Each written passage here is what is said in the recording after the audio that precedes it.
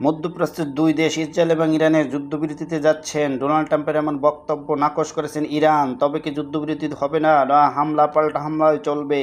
হামলা পাল্টা হামলার মধ্যে চলা তীব্র উত্তেজনার মধ্যে ইরান ও ইসরায়েলের যুদ্ধবিরতিতে রাজি হয়েছে বলে জানিয়েছেন যুক্তরাষ্ট্রের প্রেসিডেন্ট ডোনাল্ড ট্রাম্প। তিনি বলেন, সম্পূর্ণ পূর্ণাঙ্গ যুদ্ধবিরতির সম্মত হয়েছে দুই দেশ। এই যুদ্ধবিরতি চলমান সংঘাতের অবসানের পথে নিয়ে যাবে। আগামী 24 ঘন্টার মধ্যে ইসরায়েল ও ইরানের মধ্যে একটি যুদ্ধবিরতি কার্যকর হবে, খবর আল জাজিরা। তবে ইরান জানিয়েছে তারা এখনও যুদ্ধবিরতির কোনো প্রস্তাব পায়নি এবং তাদের কাছে কোনো প্রস্তাবের প্রয়োজনও নেই। তেহরানের এক শীর্ষ সরকারি কর্মকর্তা সিএনএকে কথা জানিয়েছেন।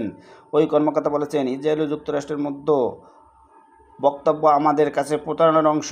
এর মাধ্যমে তারা ইরানের হামলার যুক্তি দায়ের করাতে চায়। এই মুহূর্তে শত্রুপক্ষকে ইরানের উপর আগ্রাসন চালাচ্ছে, আর ইরান প্রতিশোধমূলক হামলা আরও জোরদার করার চূড়ান্ত পর্যায়ে।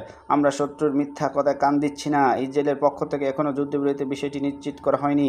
যুদ্ধবিরতির বিষয়ে সামাজিক মাধ্যমে দেওয়া এক ঘোষণায় ডোনাল্ড ট্রাম্প জানিয়েছেন, ইসরায়েল ও ইরানের একটি সম্পূর্ণ সর্বাত্মক যুদ্ধবিরতি সম্মত হয়েছে। নিজের ট্রুথ সোশ্যাল মিডিয়া প্ল্যাটফর্মে দেওয়া এক পোস্টে ট্রাম্প বলেছেন, আগামী প্রায় 6 ঘন্টার মধ্যে এই যুদ্ধবিরতি কার্যকর হবে। তখন উভয় দেশ তাদের চলমান সামরিক অভিযান ধীরে ধীরে গুটিয়ে দেবে।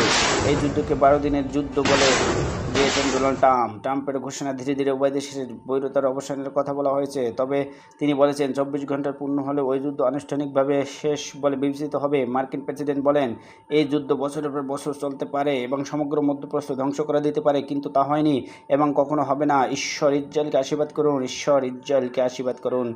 আর এই ঘোষণার কয়েক ঘন্টা আগে তেহরানের ঘনবসতিপূর্ণ সেভেনথ স্ট্রিপ এলাকা খালি করে দেওয়ার জন্য বাসিন্দাদেরকে প্রতি সতর্কতা জারি করেছেন ইসরায়েল। এরপর সেখানে বিমান হামলার কথা জানা গেছে। পাল্টা জবাবে ইসরায়েলের কিছু এলাকায় বাসিন্দাদের জন্য সতর্কবার্তা দিয়েছে ইরান। মঙ্গলবার সকালে সেসব এলাকায় ক্ষেপণাস্ত্র হামলা করা হবে বলে ঘোষণা দিয়েছেন। ট্রাম্প যুদ্ধবিরতি তার কৌশল হিসাবে তুলে ধরতে পারেন। যদি এই যুদ্ধবিরতি কার্যকর হয়, তাহলে প্রেসিডেন্ট ডোনাল্ড ট্রাম্প ও তার প্রশাসন একে হোয়াইট হাউসের পররাষ্ট্রনীতির গতির অন্যতম বড় সাফল্য বলে দাবি করবে, এমনটি ধারণা করা হচ্ছে। ইউক্রেন ও গাজা যুদ্ধের অবসানের ঘটনার পর প্রতিশ্রুতি এখনও বাস্তবায়িত হয়নি। সম্প্রতি তিনি দাবি করেছেন, কঙ্গো প্রজাতন্ত্রের সংঘর্ষ এবং পাকিস্তান ভারতের মধ্যে উত্তেজনা প্রশমনে তিনি ভূমিকা রেখেছেন। যদিও এসব ইস্যু অধিকাংশই আমেরিকানদের মনোযোগের বাইরে, তবে মধ্যপ্রাচ্যের যুদ্ধের অবসান, বিশেষ করে যদি এর সঙ্গে ইরানের পারমাণবিক কর্মসূচি ইটি টানা যায়, বা ক্লিন্টন, বুশ, ওবামা কিংবা বাইডেন কেউ করতে পারেনি, তাহলে ট্রাম্প ও তার মিত্ররা একে বাস্তব অগ্রগতি হিসেবে তুলে ধরবেন। তবে এখন পর্যন্ত ইসরায়েল ও ইরানের পক্ষ থেকে ট্রাম্পের ঘোষণার বিষয়ে কোনো আনুষ্ঠানিক প্রতিক্রিয়া আসেনি এবং যুদ্ধবিরতি আদৌ কার্যকর হবে কিনা তা নিশ্চিত নয়।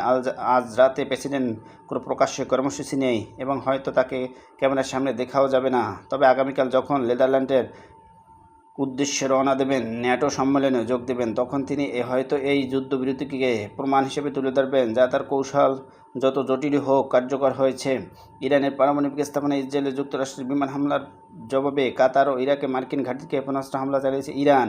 এ অবস্থায় সংঘাত আরও চলমান পৌঁছার আশঙ্কার মধ্যে ডোনাল্ড ট্রাম্প ও ঘোষণা মধ্যপ্রাচ্য উত্তেজনার নিরসনে একটি বড় অগ্রগতি বলে মনে করা হচ্ছে। যুক্তরাষ্ট্রের দুই কর্মকর্তা সূত্রের বরাত দিয়ে সিএনএ জানিয়েছেন, পাল্টাপাল্টি হামলার মধ্যে ডোনাল্ড ট্রাম্পের মধ্যপ্রাচ্য বিষয়ক দূত স্টিভ উইটকফ ইরানের সঙ্গে যোগাযোগ রক্ষা করে চলছে। ওয়াশিংটন ডিসির স্থানীয় সময় শনিবার সন্ধ্যায় ইরানের 3টি পারমাণবিক স্থাপনায় যুক্তরাষ্ট্রের হামলার পর যোগাযোগ অব্যাহত হয়েছে। কূটনৈতিক সমাধানের পথ খোলা রাখতেই উদ্যোগ নেওয়া হয়েছে ট্রাম্প প্রশাসন।